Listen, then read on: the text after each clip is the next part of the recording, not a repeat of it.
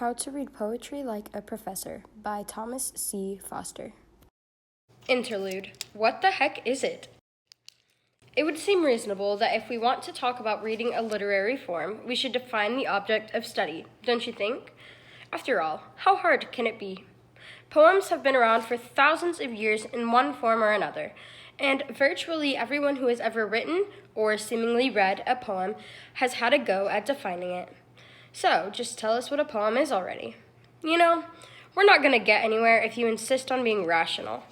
True enough, lots of folks have told us what a poem is. Generally, they've left us none the wiser.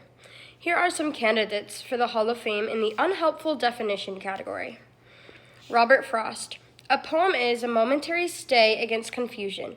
Poetry is what gets lost in translation. Thomas Hardy. Poetry is emotion put into measure.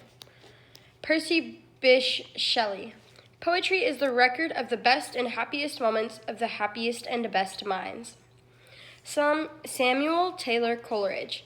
Poetry, the best words in the best order. Marianne Moore. Poetry is the art of creating imaginary gardens with real toads. Christopher Fry. Poetry is the language in which man explores his own amazement. And these are giants of the form. So you tell me, if you took these collectively, could you tell me what a poem is? I've cheated, of course. These great poets are trying mostly to speak about poetry, not a poem. As such, they're more invested mythologizing their art than in producing workable definitions for the student. Clearly, if we're going to come up with anything, we're going to have to do it ourselves. So, what do you think a poem is, class? And bear in mind, I have heard every one of these from students. It's made of words, as are many things, so then true if not entirely helpful.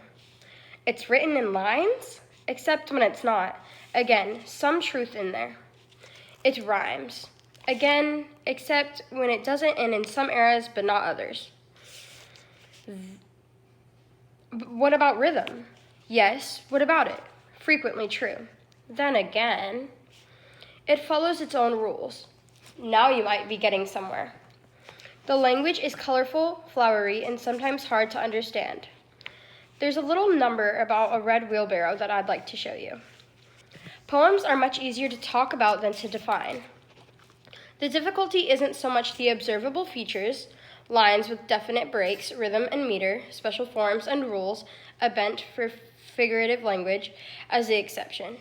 There's virtually no aspect of poetry we can delineate for which exceptions don't instantly raise their ugly heads. On the one hand, there is the sonnet, 14 gorgeous lines about which virtually all of your observations nearly always apply. On the other, there's the prose poem, which may share with other poetry, or a lot of it, only the aspect of brevity. So brief, in fact, that it can't even qualify as a short story or flash fiction. Or maybe that other hand is a poem by E.E. Cummings that is a full page tall with no line over 3 letters. Yes, letters, not words. You see what we're up against? But let's go back to those various definitions from the famous and notorious. What, if anything, do they have in common? Let me stipulate here that our gathered giants, aside from Fry, who wrote verse dramas, are all practitioners within the lyric rather than the narrative tradition of poetry. Narrative poems are those that tell a story, whereas when we speak of lyric poetry, we mean those poems that are relatively short, somewhat compressed, and often a little musical. Not for nothing do we speak of a song's lyrics. Lyric comes from lyre, the stringed instrument used to accompany such poems in ancient Greece. If you're like most folks, nearly every poem you've ever read falls into this category. So then, let's look at the commonalities among the statements. They are telling us that, first of all, poetry often, if not always, seeks to explore our deepest thoughts, feelings, and experiences. Second, many of the statements speak to the compression of poetry. Lyric poems especially say much in small spaces. Have you ever read Homer's The Iliad or John Milton's Paradise Lost? You may quite probably have doubts about the compressed nature of poetry. That combination of depth and compression creates an intensity that is the hallmark of the lyric poem. Third, poetry helps us look at the world in a new way. It shakes us out of our usual complacency and offers us a new perspective. After all, who among us ever thought about a fork in the road before Robert Frost made us really see its significance in The Road Not Taken? That's what Marianne Moore is talking about when she speaks of imaginary gardens with real toads in them. Poems can surprise, ambush, astonish, and delight or dismay us, and that is the final common element of those statements from the masters. Implicit in their pronouncements is that poetry gives pleasure. The pleasure may be aesthetic, linguistic, emotional, intellectual, or visceral. It can take 1,000 different forms. The formal delight that we may take from an E. E. Cummings poem will be different from the intellectual rewards of T.S. Eliot's The Love Song of J. Alfred Prufrock, or the emotional fulfillment of Walt Whitman's Song of Myself. Yet their variety reminds us of the larger truth. Whatever the form, the poem will be aimed at giving readers some sort of pleasure. We can be certain that very few poets have ever sat down to a clean sheet of paper or empty computer screen and said to themselves, "Let's see about writing something that readers are going to find profoundly unpleasant." Not saying it has never happened, only that it is rare. Poetry Lab. You know what's really wrong with those definitions? Nothing. I like them all. The problem, for the most part, isn't that they are untrue, but that they are true for the poem writing them. Thomas Hardy could scarcely make a truer statement than poetry is emotion put into measure, for his poetry. Or take Shelley, the poet of ecstatic experience, saying that it is a record of the best and happiest thoughts of the happiest and best minds. Read his To a Skylark, and you'll see that it fits him like a tailored suit. But they don't necessarily prove helpful with poetry in general. Having trashed numerous members of verse pantheon, it's only fair that I offer my own inadequate stab at defining poetry, so here it goes. A poem is an experiment with and in language, an attempt to discover how best to capture its subject and make readers see it anew. In so doing, the poem makes its exploration of language part of the subject, becoming both the experiment and the laboratory where it takes place. This is not inevitably true of prose. Dubious? Then consider. Novels of a certain sort are often praised by being called poetic. Poems are almost never praised by being called novelistic, and prosaic is a term of derogation. I will freely admit that my definition lacks the truth and beauty clarion call of the more high-flown descriptions.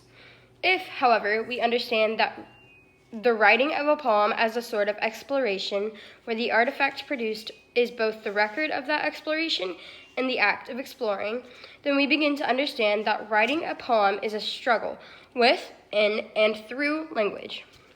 Remember, as Stephanie Mallarmé puts it, poems are made not out of ideas but out of words. And words have a nasty habit of refusing to go where we send them, or declining to carry the weight that we put upon them. The poet, then, must get these churlish demons to stay where she puts them and ultimately do her bidding. She must arrange them in a way that accounts for not only semantic needs, but also auditory and visual considerations.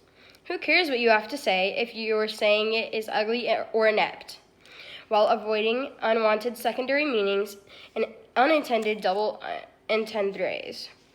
It's a little like crossing a field where every step is guaranteed to encounter either a landmine or a pitfall. Do you prefer getting blown up or falling to your demise? And still, people keep wanting the job. Simply astonishing. The experiment is always new, always beginning again. Whatever worked in the last poem offers no assurance that the same strategy will work this time. Of course, a great many poets have tried to make repeat performances work, hence the disappointment that so often creeps into our reading. The poets who excite us, who continually court danger, are those who take up each new challenge as a double-dog dare to be fresh. Now, within that freshness, there are limitations. It can be nearly impossible to write out of one's own time. No one today can write like an 18th century poet, any more than those poets could have written poems in the manner of our contemporaries. There are limits, after all, to freshness and novelty. What then should we make of poetic practice? That it is beholden to its cultural moment, replete with that moment's philosophical, intellectual, social, and aesthetic trends, that it moves incrementally in most eras, and that extreme shifts happen infrequently. After the Romantic Revolution, circa 1800, English poetry calmed down for 100 years or so, until modernism upended numerous Victorian apple carts. That it struggles constantly against the forces, societal, personal, even artistic, that would pull it toward the average, that it never wants to be merely average.